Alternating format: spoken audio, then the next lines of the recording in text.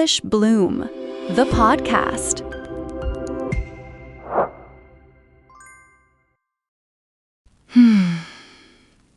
Welcome back to English Bloom. I'm Olivia. Today we are going to talk about something small that can feel enormous, waking up early. Have you ever opened your eyes and already felt late, like the day has started without you? If that sounds familiar, stay with us. You are not alone. Hi, I'm Liam. Good to be here with you, Olivia, and with everyone listening.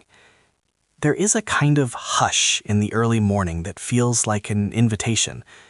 We'll talk about that hush and how to meet it kindly, not like a to-do list from a dictator. Oh, I love that. An invitation. So let me begin where most of us live, the morning chaos. Picture this. Your alarm goes off and it feels like an attack. You know, your heart jumps, your breath gets quick, and the first thought is, I'm late, before you even open your eyes properly. It's the kind of wake that pushes the sympathetic nervous system into high gear. Racing heart, shallow breathing, a cortisol spike. Not the best welcome home. Right, that sudden jolt primes you for fight or flight. And then, before you've really landed, you let the world in. Many people touch their phones within the first few minutes of waking. Some estimates put that behavior at over 60 to 80% of smartphone users. We hand our morning to other people's news, other people's lives. Yeah, and that scroll spiral, it's like opening the door and inviting a storm in. You see a colleague's highlight, an email that demands urgency, a headline about something far away. Your brain gets a flood of input before it's even awake enough to notice how you feel. We let the world enter our mind before we enter our own day. And if you combine the alarm jolt with a phone scroll and a rush, there's often no breakfast, maybe a sugary coffee grabbed on the go, then you're stacking external stress on top of that natural morning cortisol rise. It becomes a recipe for tension and a crowded mind. That's my old life exactly. I used to brush my teeth with one hand and check messages with the other. I felt guilty for not meditating, not exercising, not journaling. Yet I told myself I was too late to start. My day was driving me. I wasn't driving my day. Yeah, and here's the other image I love, this contrast, because it gives us hope. Imagine 5 a.m. silence. The city is quiet, fewer cars on the road, fewer notifications. Birds sometimes. A distant hum of life, but softer. The external input is low, and your mind gets breathing room. At 5 a.m., the world whispers instead of shouts. The golden hour, that idea of being ahead of the world, I remember the first morning I experienced it. I had showered and made tea while the rest of my building was still asleep. There was this small, private calm, like I had done something for myself that no one else noticed. The feeling was both powerful and invisible. That invisible treatment is so important. You don't have to prove it. You're simply meeting the day from a place of readiness. Psychologically, having that quiet time increases perceived control. You begin to feel you can influence your day rather than constantly react to it. That perceived control links to lower stress and higher well-being. I love that phrase, perceived control. It's like a soft armor. When you meet the morning calmly, emails feel like letters you can open later, not bombs you must defuse right away. Liam, can we unpack a little about the science without making it heavy?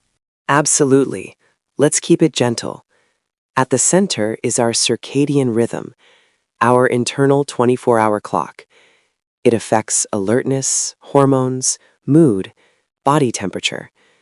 And then there's chronotype, your natural tendency to be an early bird or a night owl.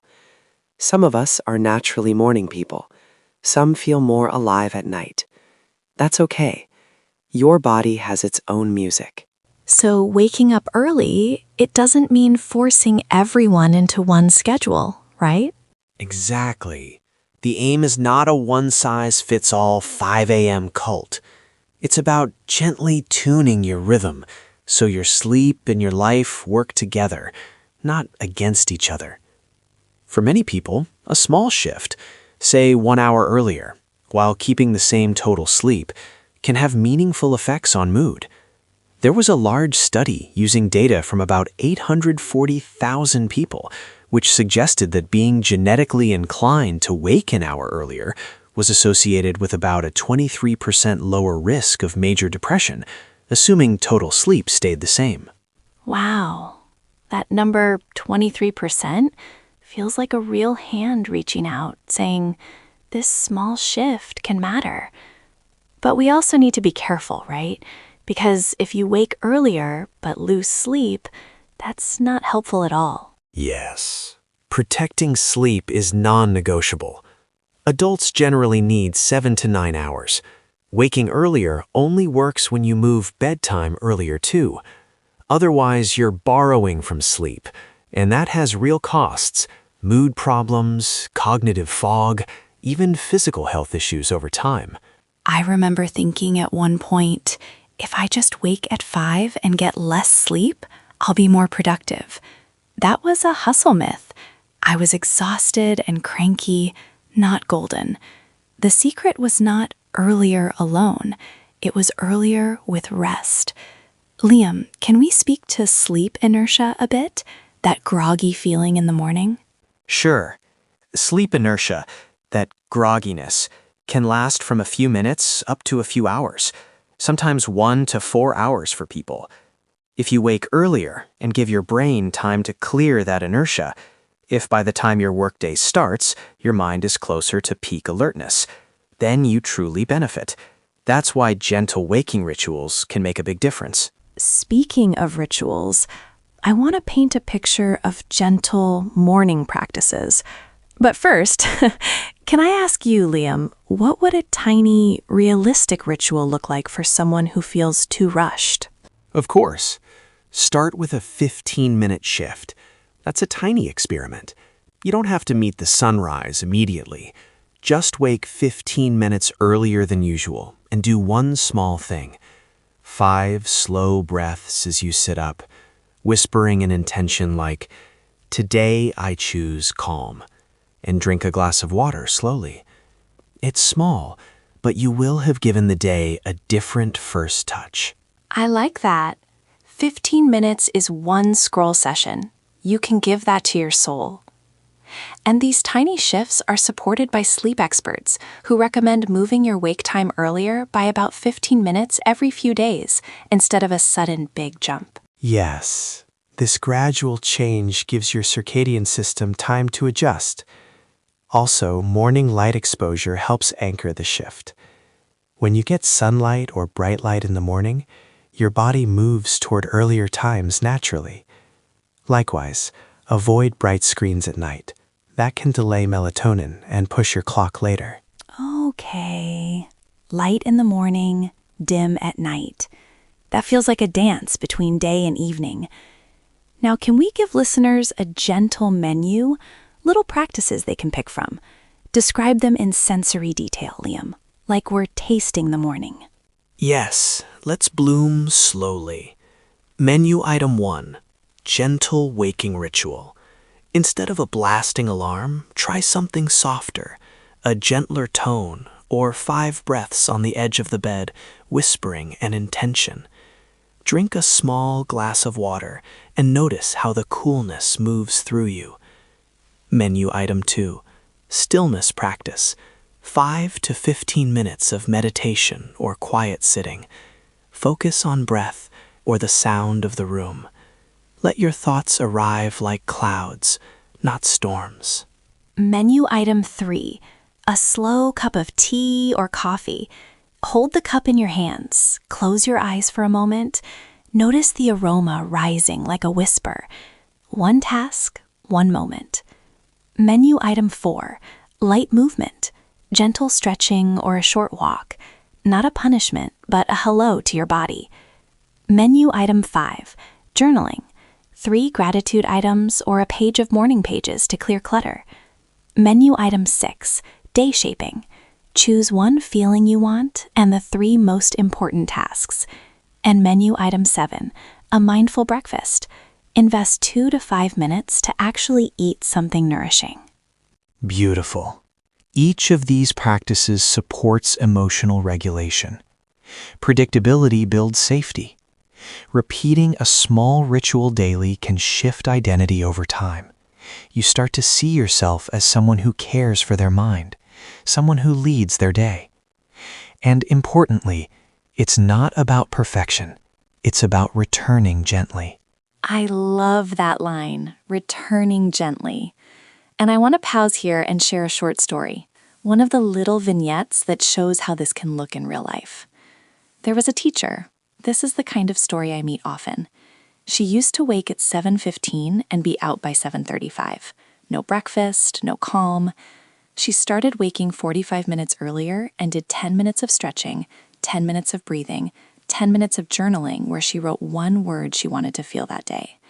She said, listen, she was calmer in class and more patient with students. Small change, real shift. Yes. Or the remote worker who used to open Slack in bed. They made a rule, first 30 minutes phone free, sit with coffee, list top 3 priorities. The result was lower burnout, more sense of control. And the parent who never had me time, waking 45 to 60 minutes earlier to sip tea in silence, prep calmly, read a page. That quiet moment changed the tone of their whole morning. Their patience with kids increased. These are small, practical stories, nothing mystical, but powerful.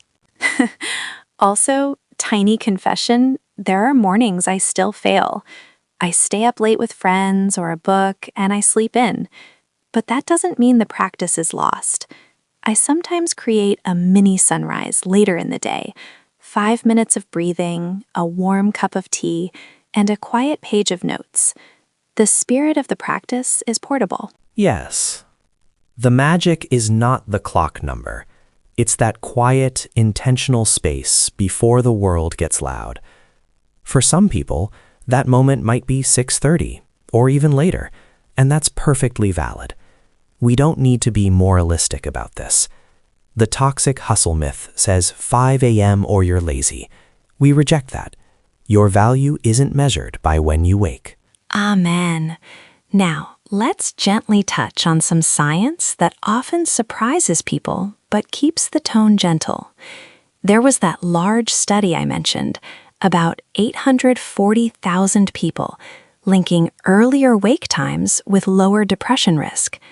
And a UK study with nearly 1 million survey responses from about 50,000 adults found mental well-being tends to be higher in the morning and lowest around midnight. The old folk wisdom? Sleep on it. You'll feel better in the morning. Science is quietly nodding along. Right. Also, morning light helps regulate serotonin and supports circadian rhythms, which affects mood and emotional stability. And waking with extra time reduces the stacking of stress on the morning cortisol surge. That's the difference between rush versus readiness. When you wake early and gentle, your nervous system gets to ease into the day rather than being shoved. When you say it like that, rush versus readiness, I can feel the difference physically. Rush spikes my pulse. Readiness feels like a soft exhale. Let's offer some practical structure now, a week-long tiny experiment listeners can try. Liam, can you guide us through a simple plan? Yes. Week-long plan, gentle. Day 1, choose a realistic target, maybe 15 minutes earlier than usual. Protect your sleep by going to bed a little earlier. Day 2 to 3, keep that pattern. After 2 to 3 days, move another 15 minutes earlier. Continue that pattern until you reach a time that feels meaningful, whether it's 1 hour earlier or 30 minutes earlier. Each morning, pick one small ritual from our menu, the 5 breaths, the cup of tea, the short walk. Notice how you feel and record it briefly, just one sentence. And make it compassionate. If you have a late night, Maybe celebrate connection with friends. And don't be harsh on yourself. If you miss a morning, try again the next day. This is not a test. It's a conversation with your body. Also, keep in mind light and evening habits. Morning sunlight helps anchor your clock. In the evening, dim lights. Put the phone away at least 30 to 60 minutes before bed. Swap doom scrolling for a book or a stretch. Limit late caffeine. Caffeine can affect sleep for several hours. These small evening rituals make the morning shift possible. And protect sleep. Please, again, 7 to 9 hours. Waking early by stealing sleep is not helpful. If your job forces early waking, but your chronotype is late, be cautious. Social jet lag, the mismatch between your natural clock and your social schedule, creates chronic tiredness and irritability. For some listeners, early waking might not be realistic. Shift workers, parents, people with evening classes. That's okay. The magic of morning is the first quiet moment you can safely claim. That first quiet moment, maybe mid-afternoon for someone working night shifts, can still be a small restorative practice. Good reminder. And if someone finds themselves always tired despite trying these shifts, like excessive daytime sleepiness, loud snoring, or pauses in breathing, those could be signs of sleep disorders like sleep apnea, and they should see a professional. We're gentle guides, not doctors, but we want to point you to care if needed. Yes, responsibility matters. Now, let's address a common counterpoint: night owls and creativity. Some people do their best thinking at night. Absolutely. There are creative advantages for some when the world quiets at night. But if that late schedule clashes with daytime demands, there can be costs: more stress, fatigue, and worse mood. The invitation here is to experiment. Try a 30 to 60-minute earlier shift for a while, and notice how creativity, mood, and clarity respond. Liam, what about the identity piece? How does waking earlier change how someone sees themselves? Small daily practices build identity. When you consistently wake a little earlier and do a nurturing thing, you reinforce a belief. I follow through. I care for myself. That self-efficacy ripples into other parts of life. Confidence, resilience, patience. It's not magic, but it's powerful in quiet ways. Yes, I remember after a month of slow mornings, I started saying things like, I'll do this, and then actually doing them. The ritual became the proof that I could hold my own commitments. Okay, time for a few quick, practical tips that listeners can use tomorrow morning. Short, simple, like a little toolkit to carry. Tip 1. Move your alarm 15 minutes earlier and get out of bed when it rings. Don't snooze. Tip 2. Put your phone across the room so you're less likely to scroll. Tip 3. Drink a glass of water. Slowly. Tip 4. Step outside for light, even briefly. Tip 5. Pick one feeling for the day and say it aloud. Yes, and add tip 6. If you can, prepare something the night before. Lay out your clothes, set up the kettle. Small prep reduces morning friction. Tip 7. Forgive yourself when it's messy. Most mornings will be imperfect, and that's the point. Imperfection is fine. Imperfect mornings are often the most human. Now, before we close, I want to gently debunk the toxic part of early riser culture. A lot of social media glorifies extreme wake-up times as moral superiority. That's harmful. For many people, forcing very early wake-ups without matching bedtime hurts health. There is no moral value in when you wake, only whether your schedule honors your body. Yes. You are not lazy if your magic hour is 7 a.m., not 5. You are not failing because your life doesn't fit a productivity poster. The point is care. The point is a soft doorway into your life. And now let's close with an invitation. Try one tiny experiment this week. Maybe it is 15 minutes earlier and 5 slow breaths. Maybe it is a mindful cup of tea. Notice how your mood, attention, and stress shift. Record one sentence each morning in your phone or on paper. Today I feel, and a word. That simple habit can be revealing. I'll share one last personal note. The mornings I love now are not perfect. Sometimes my child wakes early, sometimes a late message comes through.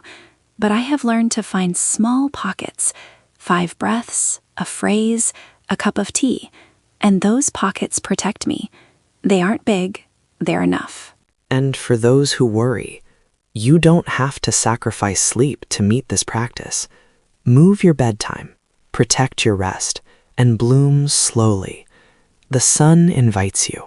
It does not punish you. Let your mornings be a soft invitation, not a drumbeat of duty. Thank you, Liam. And thank you, listeners. If this episode planted a small seed, let it grow slowly. Pick one tiny thing and try it for a week. If you want more golden hour talk, micro experiments, and gentle English practice, subscribe to English Bloom and stay with us. Before we go, 3 quick takeaways to carry with you. 1. Waking early is a soft doorway into your life, not punishment. 2. The magic is the quiet, intentional space before the noise. 3. Start small, 15-minute shifts, and protect your sleep. That's it. I'll add one line. Your early morning doesn't have to be perfect to be powerful. It just has to be yours. We'll see you next time. Gentle wishes for your mornings. May your mornings be kind to you. Good night, or good morning.